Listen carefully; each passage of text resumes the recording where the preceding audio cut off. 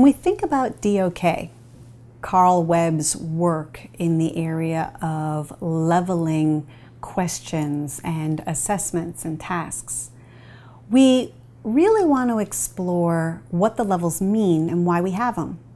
If Webb's DOK was just another way of organizing Bloom's verbs, then why would we have it? And I've worked with a wheel that shows me the relationship between verbs and the DOK levels. And that wheel can be very helpful initially.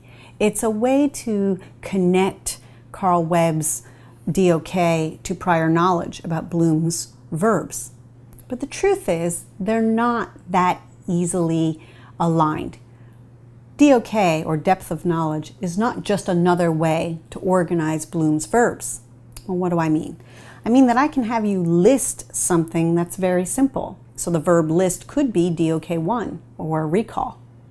But I could also ask you to list incredibly complex things.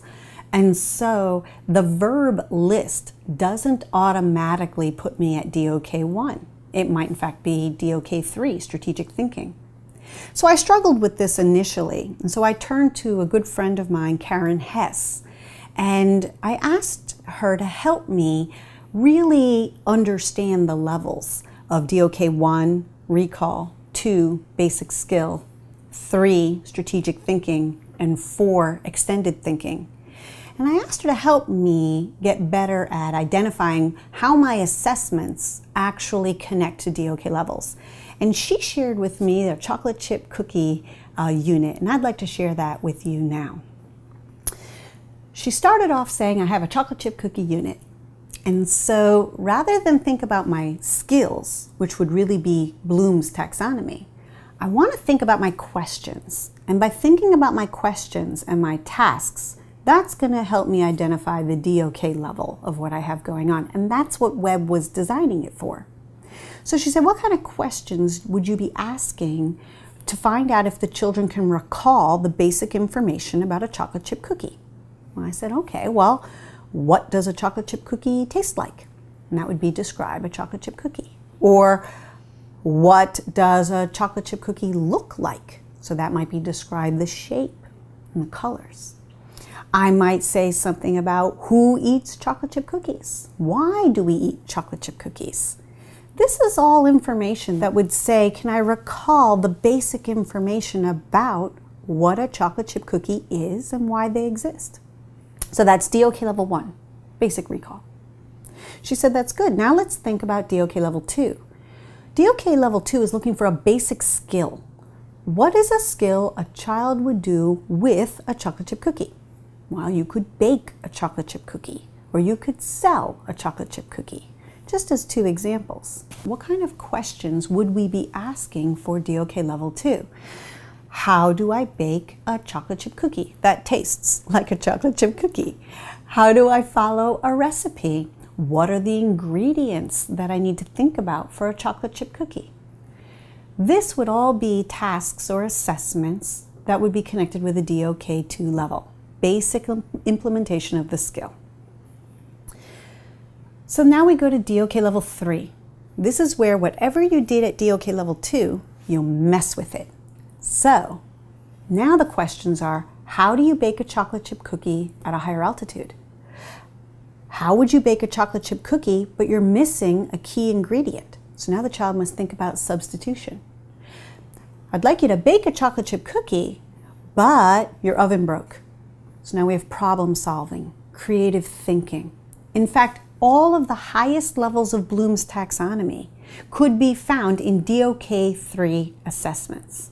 So if I were to draw DOK, it would actually look like a box and have 3 boxes on the one side representing level 1, 2, and 3, and 3 being the highest level of Bloom's.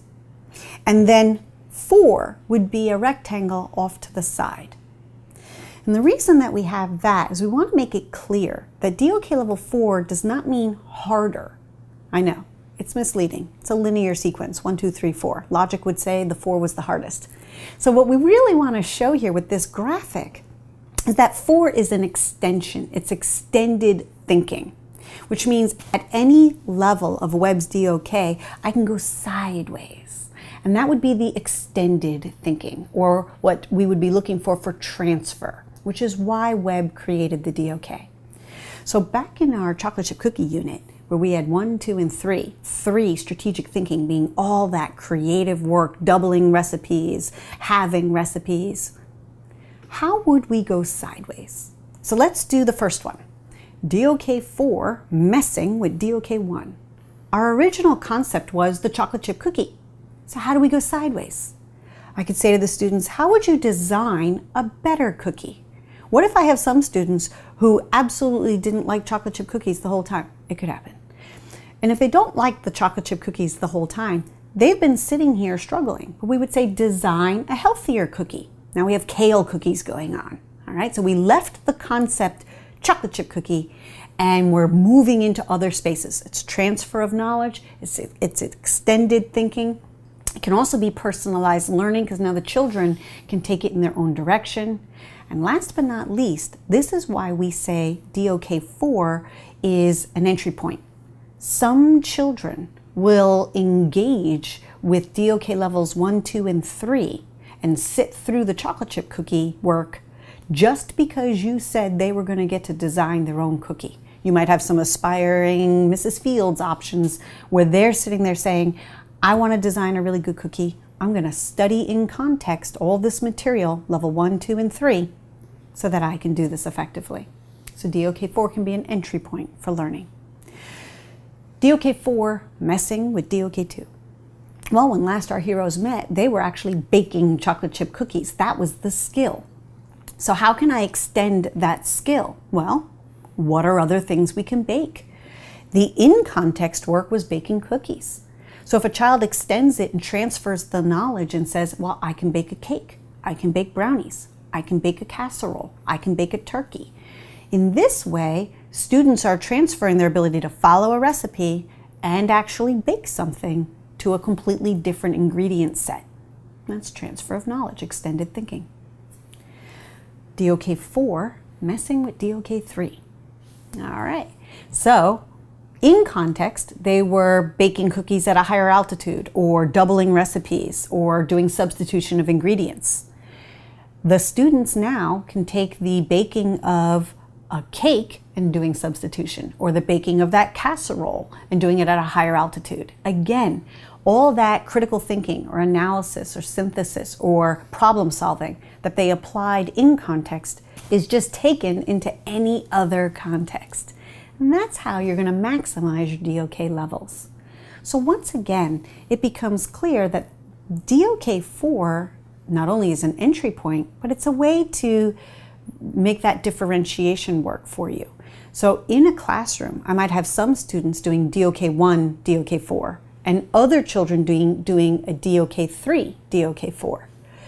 That kind of range allowed DOK to make our questioning techniques and our assessments and tasks provide evidence that helped us improve student learning. Bloom's taxonomy is focused on making sure our skills have that range.